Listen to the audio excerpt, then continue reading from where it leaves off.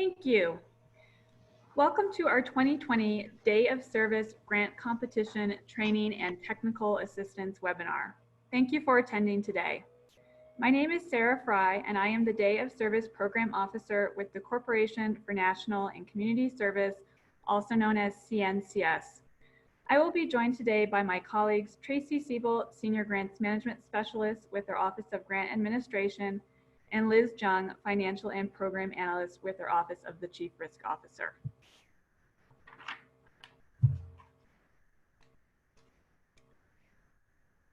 CNCS is a small, independent federal government agency, and I'm going to talk about our agenda here a little bit before we delve in.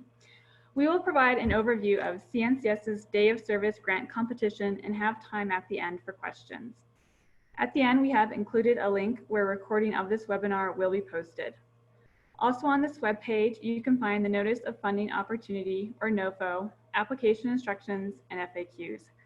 The FAQs will be updated, we hope, by Friday this week to reflect the questions we received today, as well as questions we have received in our Day of Service email box.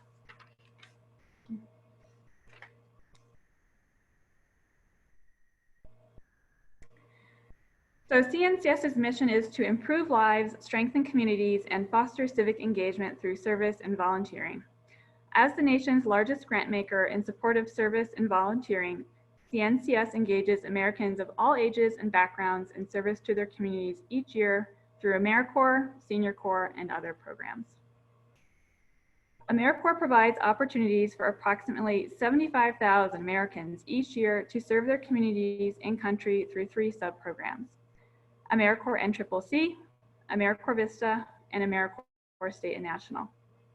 Senior Corps taps the skills, talents, and experience of more than 200,000 Americans aged 55 and older to meet a wide range of community challenges through 3 sub-programs: foster grandparents, senior companions, and RSVP.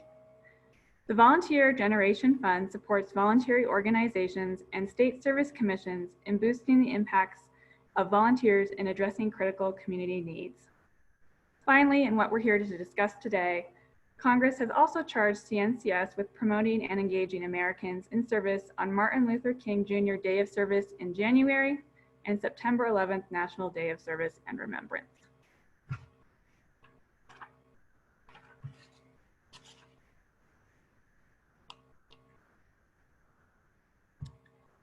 As part of our commitment to these 2 days of service, we are conducting a grant competition to increase the impact of our efforts.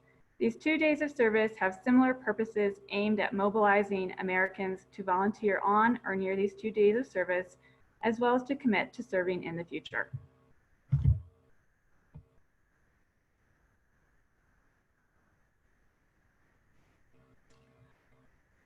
For 9/11 Day of Service and Remembrance, the areas of priority consideration are engaging and supporting veterans and military families in service activities, developing educational materials, educating and engaging youth in service to honor 9/11, preparing communities for disasters, and training volunteers who make a commitment for future service.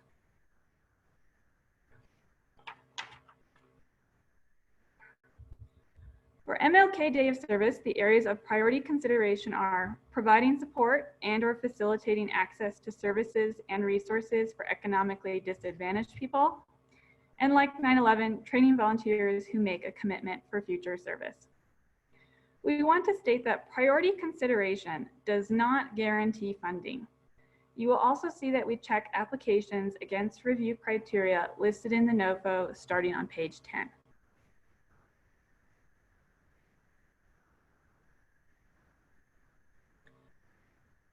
I am now going to share the major elements of the NOFO with you.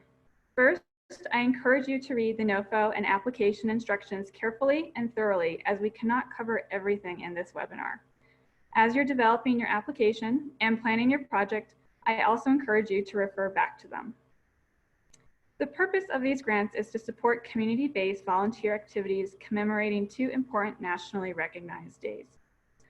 The first year of service activities will occur in calendar year 2021. Please also note that calendar year 2021 is the 20th anniversary of the September 11th attacks.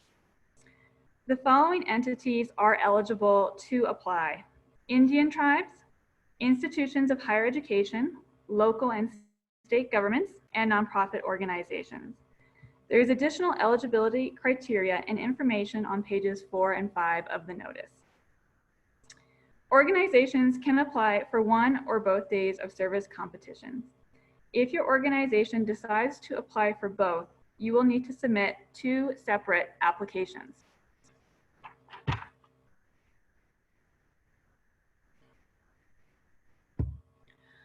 Congress appropriated $3.2 million for these days of service this year. We received $1 million more than what we had received last fiscal year. Similarly to last year, there is no set minimum or maximum for funding requests. Unlike last year, we are encouraging requests to be made between $20,000 and $200,000. Sub-awards must be made in amounts of $1,000 or more per year. The project period for these grants are 3 years. Again, I will say that for new grantees, your first year of service activities will take place in calendar year 2021. For those that received funding last fall, 2021 will be your second year of service activities. Funding in years 2 and 3 of the project period is contingent on congressional appropriation of funds and satisfactory performance. By law, there is a required 70% non-federal match for MLK Day grants. The match can be in cash and/or in kind.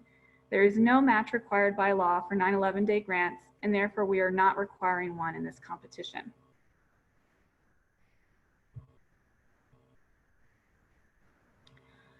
The application deadline is Wednesday, March 25, 2020 by 5 p.m. Eastern Standard Time. We are not requiring applicants to submit an intent to apply this year. We may follow up with applicants for clarification items likely in May before making final award decisions and notifying applicants in June. And with that, it is my pleasure to introduce Liz Jung from our Office of the Chief Risk Officer, who will discuss important information related to CNCS's required National Service Criminal History Check process and resources available to successfully complete those checks. Following her, Tracy Siebolt from the Office of Grant Administration will provide an overview of the budget development process and some of the financial requirements of these grants. Then I will make concluding remarks before we go into our question and answer portion. Now I will turn it over to Liz. Hi everyone, Liz Jung here with the Office of the Chief Risk Officer. I'm here to talk to you about National Service Criminal History Checks, and the acronym that we use is NSCHC. We singled this out for you because it's a statutory and regulatory requirement, and it's also part of grant terms and conditions. It's also one of the pieces of the grants where if it's done incorrectly, there are non-compliance findings and the chance of disallowance, which basically means CNCS will ask those funds back because they were used incorrectly. It's also a critical thing to get done and done correctly. So the purpose of NSCHC is to protect vulnerable populations. Vulnerable populations are those under 18, over 60, and/or with a disability. And one part of protecting those vulnerable populations is to get an NSCHC done. And all individuals in covered positions are required to go through the process. A covered position is when a person receives a living allowance, stipend, ed award, or salary through a national service program. And this includes grant funds and/or match funds, or a combination of the two. This also includes employees of the grantee and subgrantees, as long as they're paid by CNCS grant dollars or match funds. There are 3 different types of checks that you could be getting as part of the NSCHC requirements. One is the NSOPW, which is your National Sex Offender Public Website Check, a state check, and an FBI check. The combination of getting those 3 different types of checks depends on your access to vulnerable populations. So if you have recurring access to vulnerable populations, meaning it's a scheduled regular part of service, you need to get a 3-part check. You have to get the NSOPW, state, and FBI check. If you have episodic access to vulnerable populations, you get a 2-part check, which is the NSOPW, the sex offender check, and then you have a choice of getting a state or FBI check done. There are a couple different ways to get these checks done, but we recommend that you go through our vendors, TrueScreen and FieldPrint, to get these done for you. TrueScreen will provide your NSOPW and your state check, and FieldPrint will provide your FBI check. Next slide, please.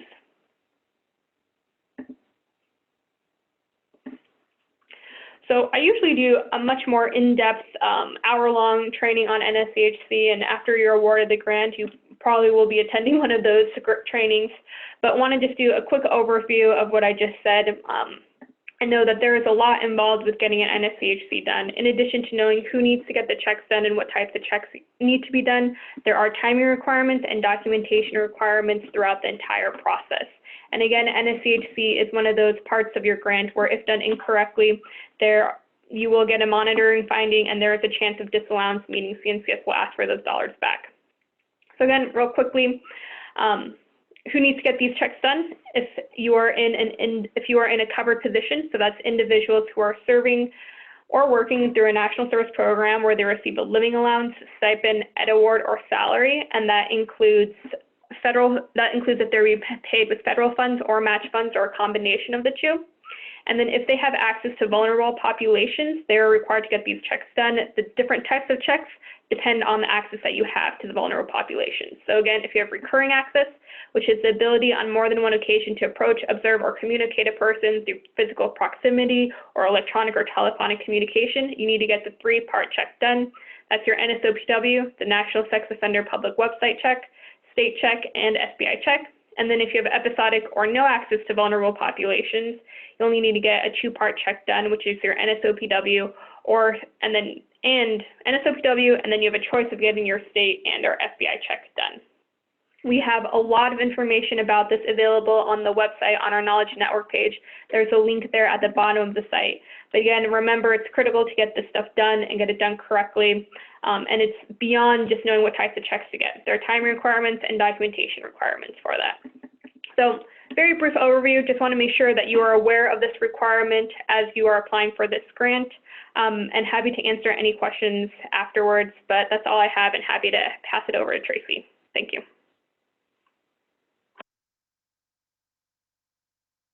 Thanks, Liz. Before we dive into the details of budget development, I want to point out that budget development is just one component of an effective budget management process. Let's take a quick look at the full process. As you started to think about your day of service application, you may have asked yourself, how do I design a strong budget? Whether you started the process with that question or not, as part of the pre-award project development process, it's likely that your team already or will determine the needs that you want to address with day of service resources, set up program or project goals and objectives, and decided on a strategy to accomplish those goals.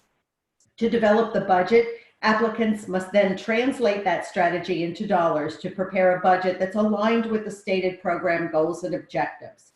If you submit a successful application and receive a day of service grant award, as a grantee, you will continue to manage your budget effectively by establishing a budget control process, monitoring expenses, which includes regularly comparing your budgeted to actual expenses to check for over and underspending, and modifying the budget as necessary with approval from CNCS when required.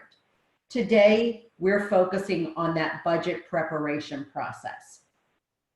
When approved, your day of service budget should be realistic. That is, it should reflect expected program revenues and expenses and its capacity to carry out program activities. It should also be consistent and aligned with the program's goals and objectives, and it should be flexible. A project's financial and operating circumstances often change, and the budget must adapt to those changing circumstances. For now, we will focus on the realistic and consistent features as they relate to budget design. Now, a few minutes ago, I outlined the steps that your team may have taken as part of the budget development process. CNCS strongly encourages applicants to approach budget design as a team activity, engaging various departments based on their individual expertise. For instance, your human resources department will have information on salary and fringe and criminal history check costs. The accounting office will have historical spending rates for costs such as travel, supplies, and office space. The grant office should be able to review your application for compliance, and other staff may have additional expertise and can review the budget for clarity. If you're part of a small organization, You may not have all of these resources available to you, but you still shouldn't undertake budget development in a vacuum without input from others. Don't be afraid to involve as many other people as you need to present the most realistic data in the budget, and to check and double check for calculation errors and make sure the document aligns with your programmatic goals and objectives. CNCS recommends that applicants use historical information when possible, adjusting as necessary so that the data is timelier, and include that information as appropriate in your budget narrative descriptions. Your strong budget design will provide a framework for effective budget management and ensure a realistic scope, appropriate detail, a competitive proposal, compliance, and effective delivery. That is, it will serve as a guide for program implementation. To create a budget that is strong, accurate, and requires minimal clarification, I encourage you to take your time and engage others in data collection and quality review. One of the objectives for this session is to provide you with tips and tools for creating a competitive budget narrative. The first tip is to read and follow the instructions in the NOFO and the application instructions. The strongest and most compliant budget narratives adhere to these guides, and that saves all of us time and effort later. I also encourage you to become familiar with the Uniform Guidance Cost Principles and Audit Requirements for Federal Awards, or 2 CFR, which is frequently referenced in the application instructions, and only include those costs that are allowable, reasonable, necessary, and allocable. You can find the uniform guidance online at ecfr.gov under Title II, Grants and Agreements. After you and your team estimate the financial resources you need to achieve the stated program goals, you'll then organize them into your narrative's budget categories, again, following the guidance in the NOFO and the application instructions. As you develop the narrative, remember to provide adequate descriptions and clear calculations. Your budget narrative should be able to stand as or serve as a standalone document without a need to reference the application narrative for explanation. And this is where that suggestion I made to have someone outside of your budget development team, particularly if you have a small team, have them review the document to check for any holes and inaccuracy. That's where that comes into play. So again, as you're developing your budget narrative, you want to consult the uniform guidance and make sure that those costs are allowable, reasonable, necessary, and allocable, and aligned to your program narrative. And you can double check the allowability and add to the uniform guidance, which is at ecfr.gov. The uniform guidance, as well as the application instructions, specify costs that are considered unallowable, such as lobbying, entertainment, alcoholic beverages, and fundraising. Excuse me. So again, I will stress this over and over that you want to review that guidance to avoid those unallowable costs in your budget. Other unallowable costs include those that are not necessary to meet the program objectives. For example, budgeting the cost of 10 new laptop computers for staff when you've only included 2 staff members in your day of service budget. That's not allowable, and it could be considered waste, fraud, and abuse. Another example is budgeting $7,000 for a top-of-the-line desktop computer with all kinds of fancy peripherals for an employee who's going to mostly use word processing program and email. Those are costs that would be considered unreasonable from a prudent person perspective, and they just have no logical basis for inclusion in the budget. As you enter data into your budget, you will notice that it includes both the CNCS and the grantee share of project costs. While there's no match requirement for the September 11th awards, those fields are still visible to applicants. And additionally, the budget separates costs into direct or support expenses as part of Section 1, and indirect costs, which is labeled volunteer expenses, in Section 3 of the narrative. Direct costs include the program's operating costs, which the budget breaks into major categories that may include specific line items such as those shown here on the slide. These costs are allowable to the grant, that is, they are associated with specific grant-related activities. General or centralized organizational expenses spread across the entire organization are your organizational or indirect costs. As you, the day of service applicant, develop your budget management systems and specifically the budget control process, you'll want to establish clear policies and procedures for tracking and documenting these expenses. Let's take a few minutes to review the specific budget categories and the related guidance in the day of service application instructions, beginning with section 1, the support expenses. Now, while this slide is specific to the September 11th budget categories, these categories are also found in the MLK Day budgets. They're just organized in a slightly different manner. So we're going to start with this one, and then we'll talk about where some differences lie.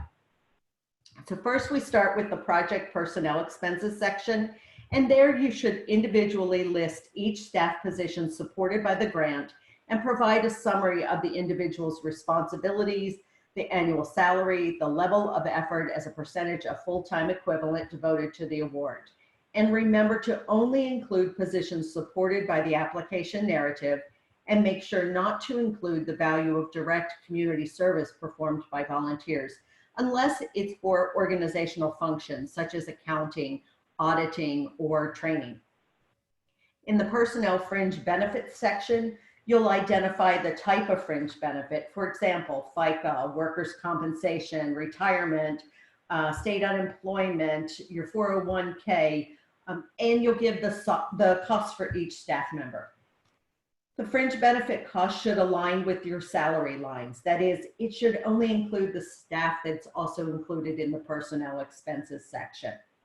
And if the benefit amount is more than 30% of the salary cost, you must list the covered benefits separately to justify the cost. Most applicants enter each position listed in section 1A followed by their respective fringe rate. It might read project director, health insurance at 24%, retirement at 10%, FICA at 7.65%, and so on. Or if the benefit calculation is consistent for all staff, applicants can enter the cost as a percentage of all staff salaries, such as fringe calculated at 21% of all personnel expenses. Alternatively, you could enter the type of fringe, such as health insurance or retirement, on each line as a percentage of all personnel expenses. So it might read health insurance, 28% of each salary, retirement, 14% of each salary, and so on. As you enter the proposed travel costs, please include the purpose of the travel, the number of trips, the number of staff traveling, and the type of travel costs, such as air and ground transportation, your lodging, your per diem. And make sure the calculation is clear and easy to follow. If you're including mileage or per diem, make sure to include the reimbursement rate. And please note that mileage reimbursement should not exceed the federal mileage rate unless that's a result of your organizational policy. And in those cases, it's perfectly fine to budget at a higher rate. Just note in there that you are following your organization's policy. CNCS defines equipment as that having an acquisition cost of $5,000 or more per unit. If it's less, that expense goes into the supplies section. And if you are budgeting for equipment, please note that it is limited to 10% of the total CNCS funds requested, and you must show the unit cost and the number of units with the purpose of the equipment. Alternatively, supplies are consumable supplies and materials that do not fit into the equipment definition. And note that the application instructions require you to list any single items costing $1,000 or more. If you budget for contractual or consultant services, remember not to include the value of direct community service performed by volunteers unless it's for the organizational functions, the same as you are for the project personnel expenses. And while CNCS does not impose a maximum daily rate for consultants, We do ask that you include the rate on which you determine the expense to show that the costs are reasonable and necessary. The other program cost section is a bit of a catch-all category for those projected expenses that don't neatly fit into other categories. In this section, you may include staff national service criminal history checks, as well as the cost of office space, utilities, phone, and internet for project staff, providing that the expenses are not included as part of the organization's approved indirect cost rate and that they're appropriately prorated and allocated to the project. And finally, indirect costs may be budgeted if applicants have a federally negotiated indirect cost rate. Organizations that never had a negotiated indirect cost rate and receive less than $35 million in direct federal funding may use a de minimis indirect cost rate, charging up to 10% of the modified total direct cost as indirect costs.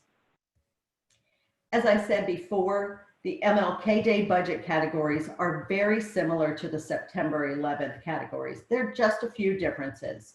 First, there are two budget categories, Section 2 indirect costs and Section 3A volunteer costs, that you must leave blank. Additionally, the indirect cost section that was found in Section 1J in the September 11th applications is moved here to Section 3J. Make sure to enter any budgeted indirect costs here rather than in Section 2. And the rest of the cost categories are the same as those we previously discussed, with the exception of one additional category, and that is the source of funds section. And that's where you will enter sources of your budgeted match, which must be 70% or more of the total MLK Day budget. And we'll discuss that section in a bit. In the meantime, let's look at a couple of budget examples. These sample budget narrative entries provide the detail that's often overlooked and results in clarification issues. So that's why we're highlighting them, so that we can minimize any clarifications.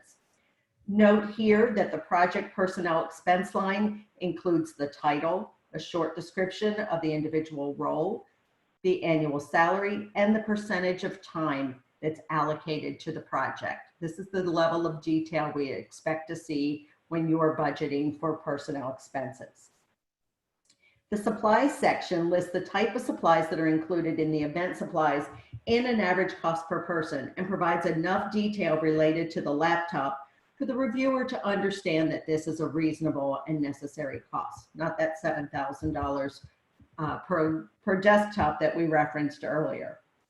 Other line items that often result in clarifications are those related to travel, particularly when applicants don't include a reimbursement rate or the number of travelers, or if the calculations are very unclear or just incorrect. So please take your time and have folks look at it and review your calculations before you submit. If you aren't certain that you're including enough detail in your description, I would err on the side of more, providing that the detail includes correct calculations.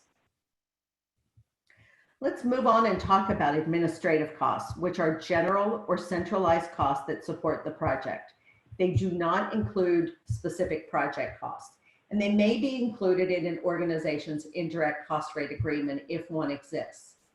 There are two methods of calculating indirect costs in a day of service budget. If an applicant has a federally approved indirect cost rate, they must use this method, and the approved rate agreement constitutes documentation of the administrative costs.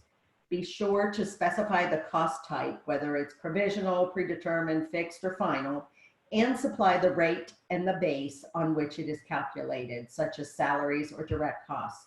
And then follow the guidance in the application instructions to calculate the maximum allowed. If you're budgeting for less than the maximum, that's absolutely fine. Just note the percentage claimed in the description so we realize that you did not make a calculation error.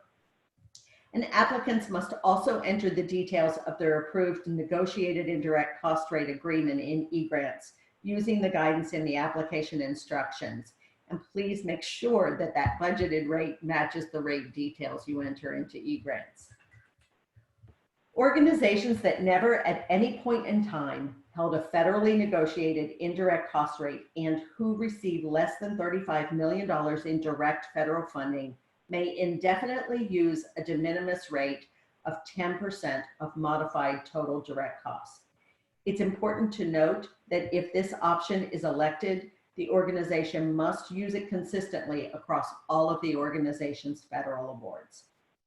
And as I said before, guidance for calculating these administrative costs using both methods is in the application instructions. And I encourage you to pay very close attention to the method for calculating. Not doing so is often a source of application clarifications.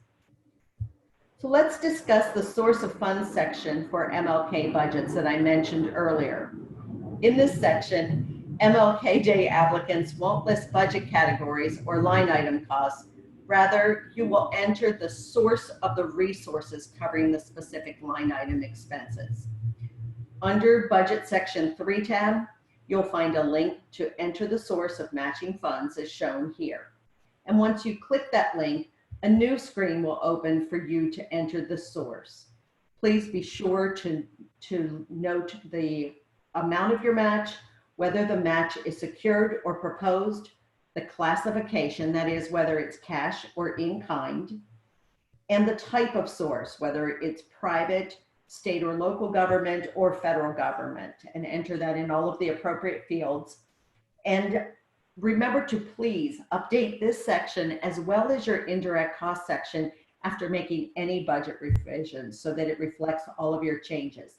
This total must equal the total amount of your budgeted match. And that's another clarification issue we often find is applicants go back and they make modifications to the actual budget. They forget to update the indirect costs. They forget to update the source of matching funds, and there's not an equal amount there. So they have to match exactly.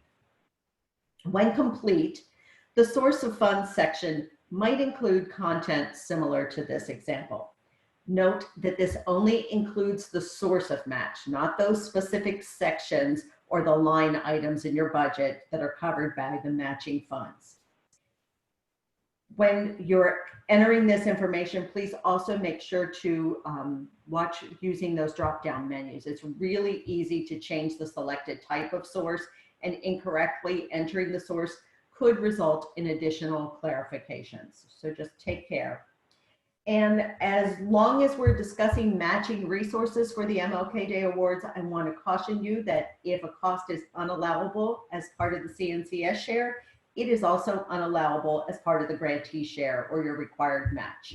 Again, if you're not sure if a cost is allowable or not, the uniform guidance is the best place to find that answer. Before submitting your application, please make sure that your organization has an active registration in the system for award management.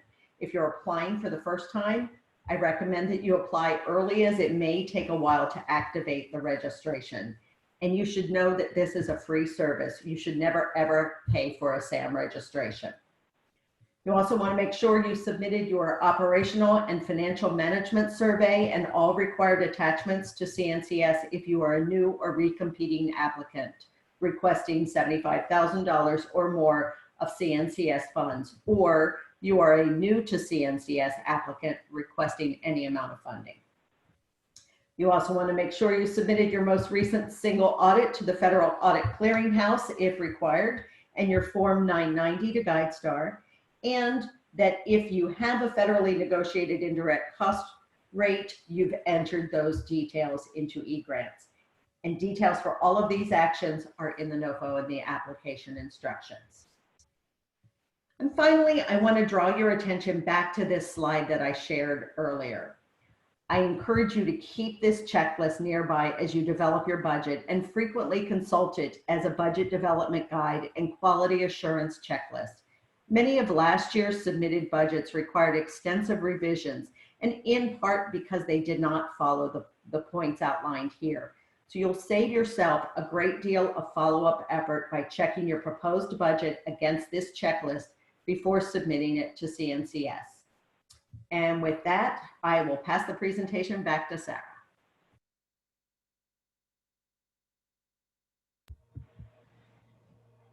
Thank you, Tracy. We wanted to briefly discuss eGrants, which is our system for managing grants and where you'll be submitting your application.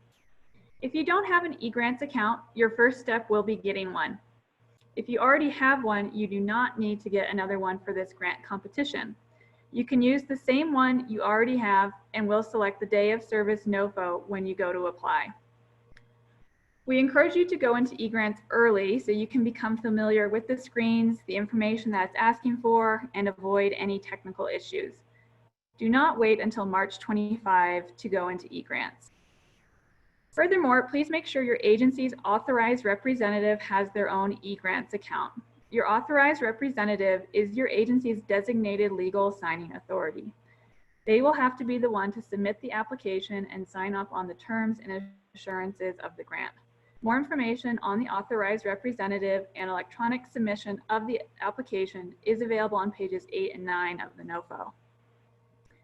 If you do have any technical issues in eGrants, please contact the eGrants Help Desk via the National Service Hotline at 1-800-942-2677. That's the phone number you have on your screen there. My final tip with eGrants is that it works best in Internet Explorer.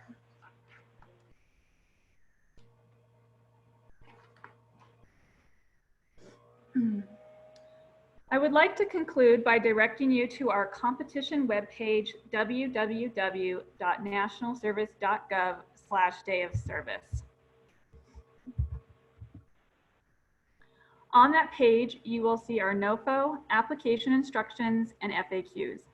We hope to have this webinar recording, today's PowerPoint, and an updated FAQ document reflecting the questions we get posted by the end of this week, or hopefully early next week. I'm going to say that again because some of you have already asked questions in the panel about that. We hope to have this webinar recording, today's PowerPoint, and an updated FAQ document reflecting the questions we get today posted by the end of this week or early next week. If you still have questions after today's webinar, you can email dayofservice@cns.gov and we will respond to you within 24 to 48 hours. And with that, we will move into the question and answer portion. You can ask questions via the Q&A box at the bottom of your screen. You can also ask questions live. You can raise your hand in the chat and your line will be unmuted. We've already got a few questions, so I'm going to start with the ones that we already have. I think we have a few questions for you, Tracy, so I'm going to start with a few of the finance and budget questions that we got.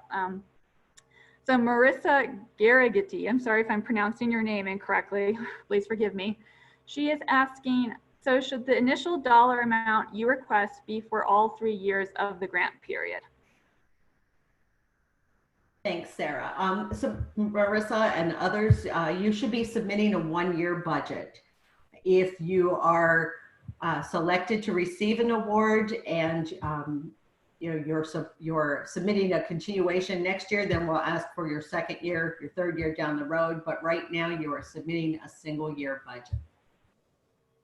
Okay, thanks, Tracy. I think we got a few other ones here regarding budget stuff, so I am going to keep going through them. Shelley Hallman asks, is there a list of allowable and unallowable costs for this grant? I don't see it listed in the NOFO. Yes, there is, and that is where you will consult the uniform guidance. And I just, in the chat, I just entered the website to access the uniform guidance online. It is ecfr.gov, and you'll search under Title II. And if you look at the table of contents there, there's actually a link to find all of your allowable and unallowable costs. Thank you. Celia Fly asks, can personnel include a consultant? Your project personnel costs will not include a consultant. Your consultant will go into the consultant and contractual services category. And again, you will follow all of the guidance that I shared, entering the rate on which you're determining the cost of that, whether it's a single contract or an hourly rate or whatever it happens to be, but you want to make sure you're clarifying how you're determining the rate. Okay. We have another one from Laureen Avery. She asked it in the chat panel. She says, first-time applicant, can you discuss the personnel versus volunteer costs and categories? For example, If we were considering a public art project, would we consider the administration and artists as personnel and the community members creating the art projects as volunteers? And would we offer the volunteers a stipend for participation? Great question.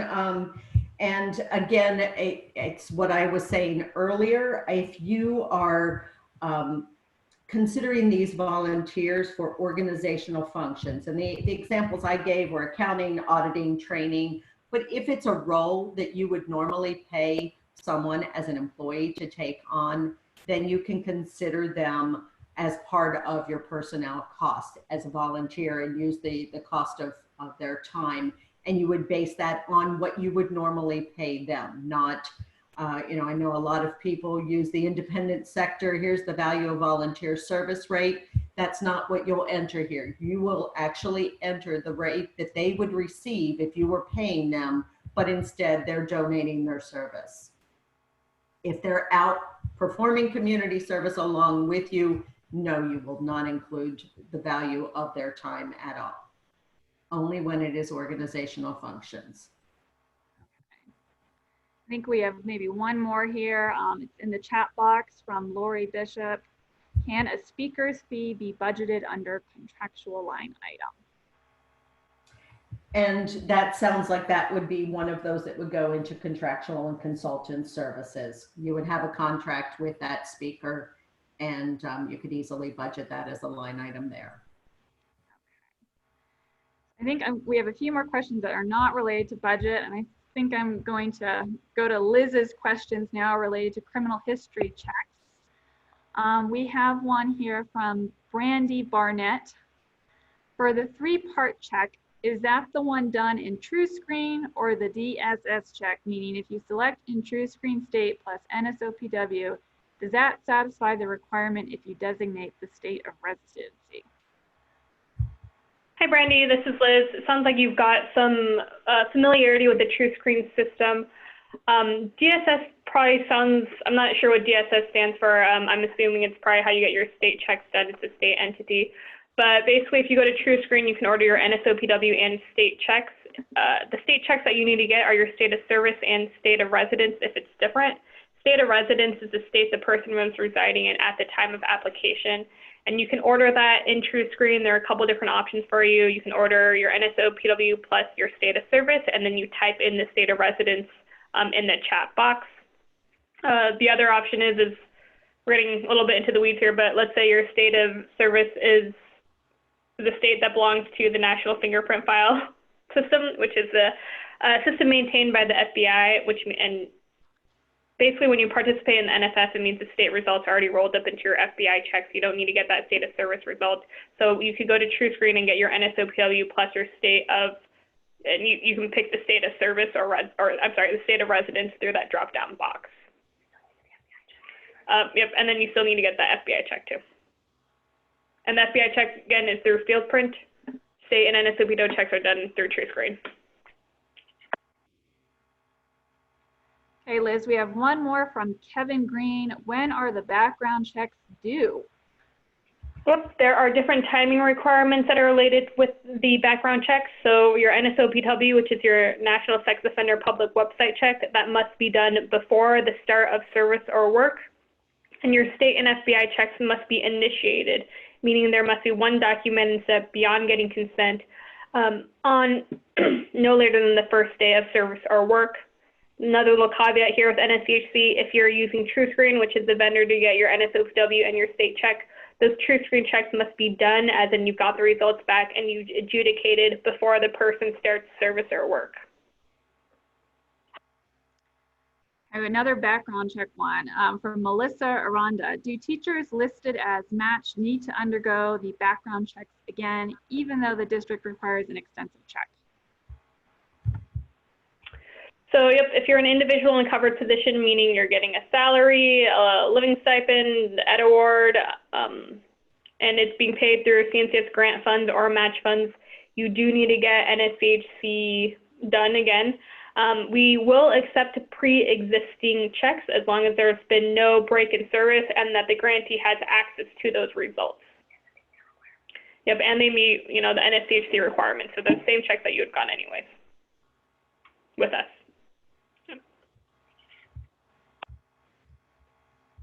Okay, thanks, Liz. We have a few programmatic questions now. I'm going to answer those. We have from an anonymous attendee: if we are submitting a continuation application and asking for additional funding, will the review panel review the full application again or just the continuation narrative? I'm going to encourage you to get in touch with me directly, your program officer. I'm not sure who this anonymous person is. You can get in touch with me directly, but also I will refer you back to the NOFA, and it does say in the NOFA that the application will be reviewed in full again if you're asking for additional money. When should we expect a response after submitting the proposal? This is from Nara Santil. We hope to notify applicants in June. From Marissa Garrity: if we are applying for both grants, can we use the same 10 clearly identified sites for both? Yes, you can use the same 10 identified sites for both. I just will encourage you and letting you know again that if you are applying for both grants, you do have to submit 2 separate applications.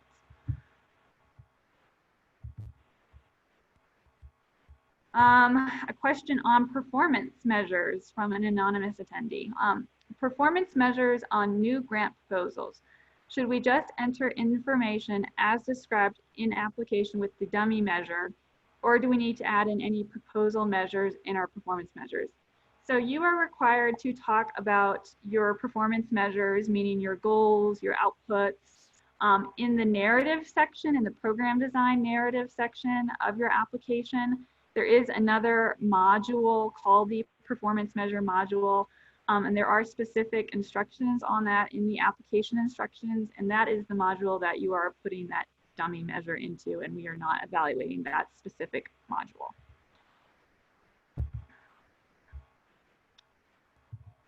From Shelley Hallman: is there a minimum number of participants, i.e. volunteers engaged, we should aim to serve, or a cost per participant we should aim for? No, there is not. It's those 10 clearly identified sites that we want to see.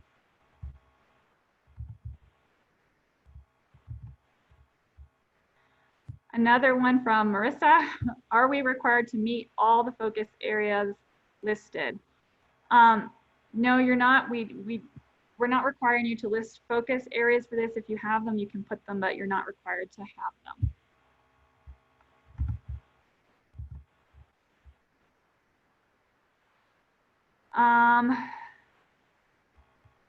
Okay, I think we have another budget one here, possibly, Tracy. I'm just going through them here in the Q&A box. We have one from Elizabeth Hartig. Hi, I am just confirming the budget guidance. The one-year budget range is $20K to $200K. If we are awarded for all 3 years, we could potentially have a total 3-year budget of $600K. Thank you.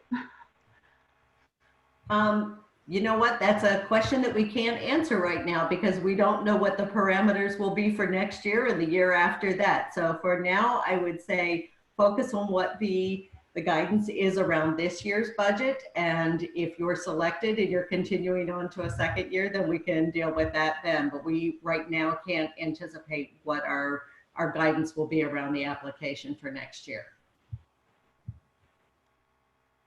Thanks, Tracy.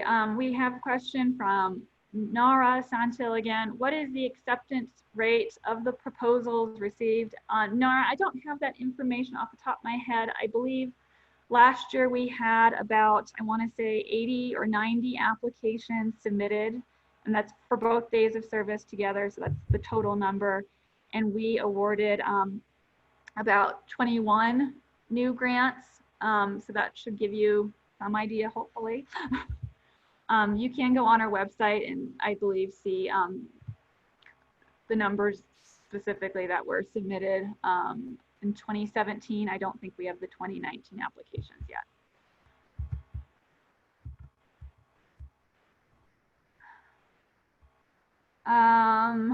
Angela, how do we determine the number of volunteers we must have for the 9/11 Day of Service grant? Again, it's not focused so much on the number of volunteers as it is the service locations.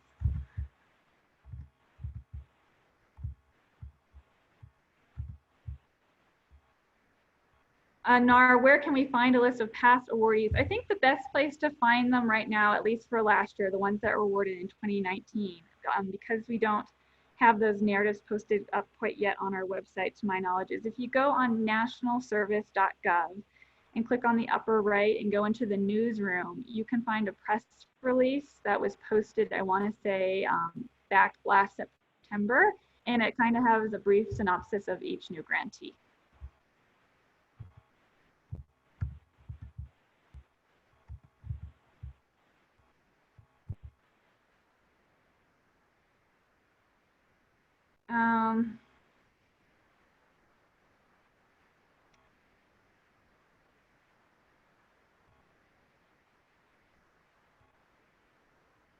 I'm just going through the questions here to see if there's ones that we haven't really touched on.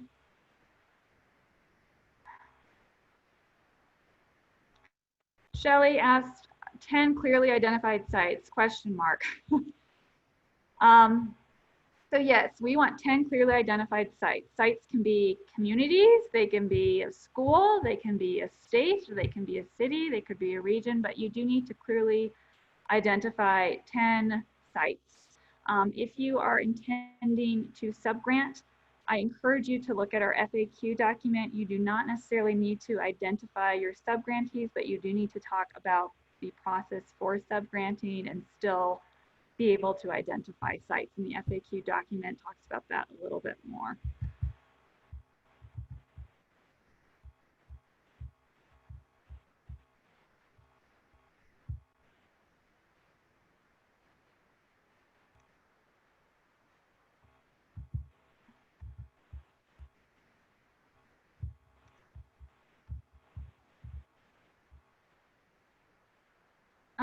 Tracy, we have one here on what attachments with the OFMS will we need? The guidance related to that financial survey is all in, I believe it's in the NOFO, not the application instruction. So I would direct you to that and it will tell you what you need to submit.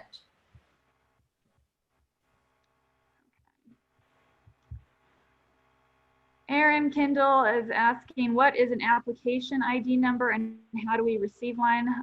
That's going through the eGrants process that I mentioned. So if you go to eGrants and create an account, start your application, you'll get an application ID.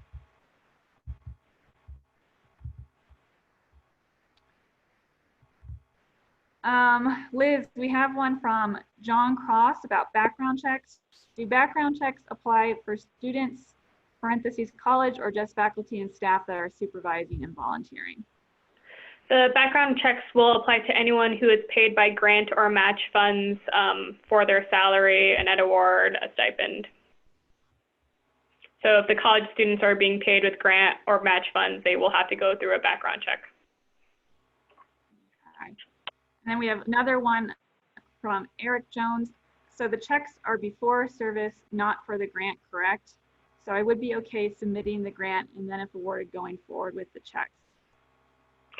Yep, as long as, yeah, it's before the person starts work or service on the grant. So if you're not charging that time as match or charging the grant for it, a check is not needed.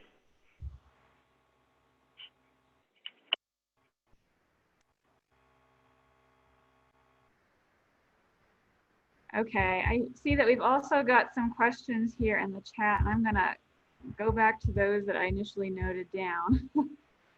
Liz, we have another one with background checks. How frequently do these checks need to be redone? Many staff have them. That's from Dawn Johnson. Yeah, day of service grants are a little bit funky because they're, you know, like technically a day. Usually if there's a break in service of over 120 days, you do not need to get checks done. But if the break in service or work is over 120 days, you do need to get a check done. Again, though, if this person has been continuously serving, there's been no break in service since the last time that you've served or last time that you got the checks done, a recheck's not needed. But if it's a person that you only hire once a year to be a coordinator of these events, the break in service or work is going to be more than 120 days and you would have to get a check done again. Okay, Thank you so much, Liz. Liz and Tracy, we have about 1 minute left. Are there any questions that you've seen in the chat that you think are really worth answering here in the last minute?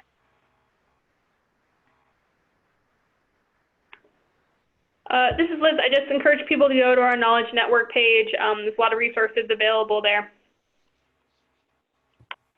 Yeah, and I would just echo what Liz said, that there are resources available, whether it's the application instructions, the NOFO, our Knowledge Network, the Uniform Guidance, all of that can help make this a stronger, more competitive application. Okay, thanks. And I am going to wrap up by saying one more time, we will go through all the questions that have been put in the chat, as well as the Q&A panel, including those that we did not get to. We had a lot of people on the webinar today, so unfortunately we're not able to get to all the questions, but we will go through them and we will be updating our FAQ document. So I encourage you to, again, go to www.nationalservice.gov/day of service. I'm typing it in as I'm speaking, and go there at the end of the week, early next week, to see if the new FAQ document is posted. And again, you can look for the webinar and the slideshow. Thank you all so much for attending today's webinar. I hope it was useful and valuable to you.